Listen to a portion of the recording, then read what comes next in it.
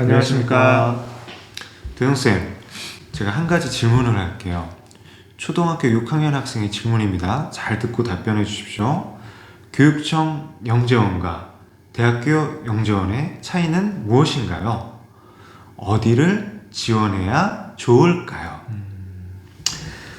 우선 교육청 영재원은 현직 중고등학교 선생님이 강사로 활동을 하시고요. 대학교 영재원은 현직 대학교 교수님 혹은 거기에 준하는 강사님들이 강의에 참여를 해주십니다.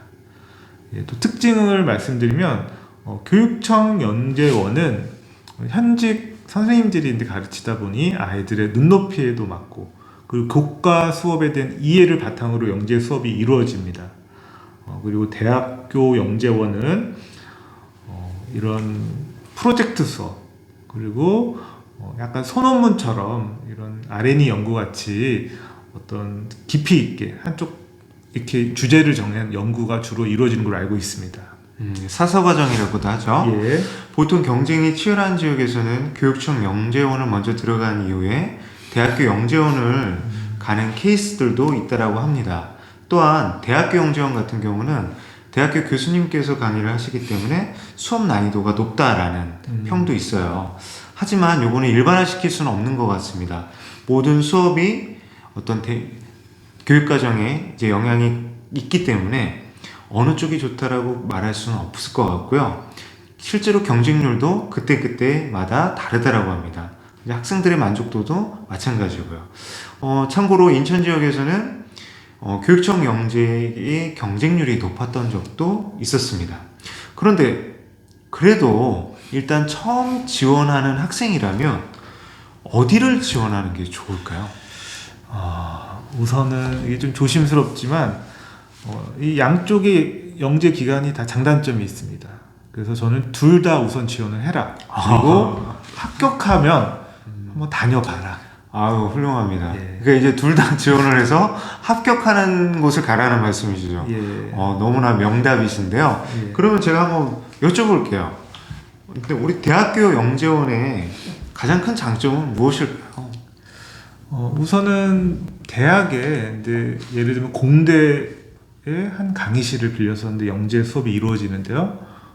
이런 실험 기구라든가 이런 여러 가지 전문 장비들이 잘 갖춰져 있기 때문에 다른 일반 학교에 비해서는 좀 더 전문적인 실험이 가능하다는 거.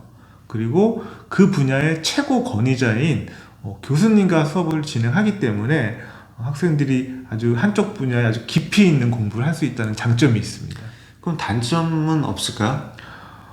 우선은 교육청 영재원하고 비교를 하자면 현직 교사는 아이들의 이런 교수 기법이라든가 눈높이라든가 여러 가지 학교 교육 과정을 충분히 고려를 하고 수업이 운영이 되고 대학교 영재원은 이제 교수님이다 보니까 그 분야의 최고 전문가이긴 하지만 약간 영역은 더 좁고 좀 깊이 들어가는 게 아닌가라는 생각이 드네요.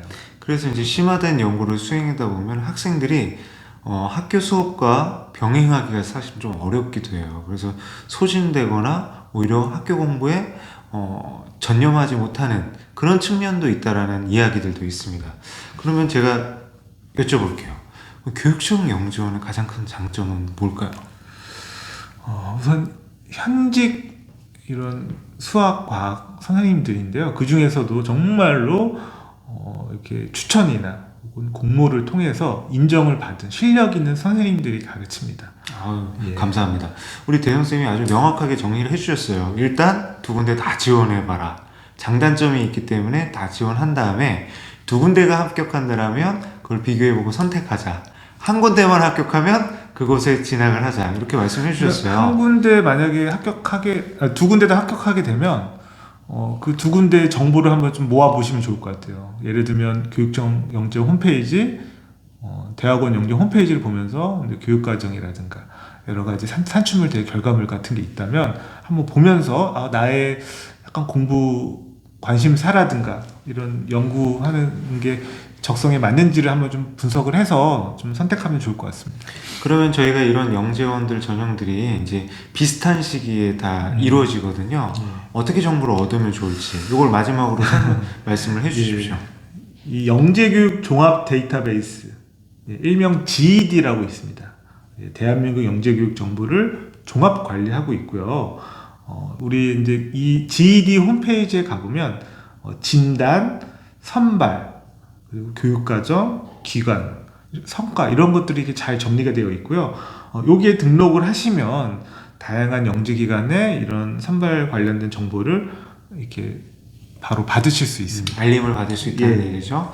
대현 선생님 감사합니다. 자, 마지막 또 좋은 말씀 해주시면서 정리해 주시죠. 우선 영재 학생들은 다양한 잠재 능력이 많이 있는 것 같아요. 그래서 영재 교육기관을 고민도 물론 필요하겠지만 다양하게 한번 최선을 다해 도전을 해봐라.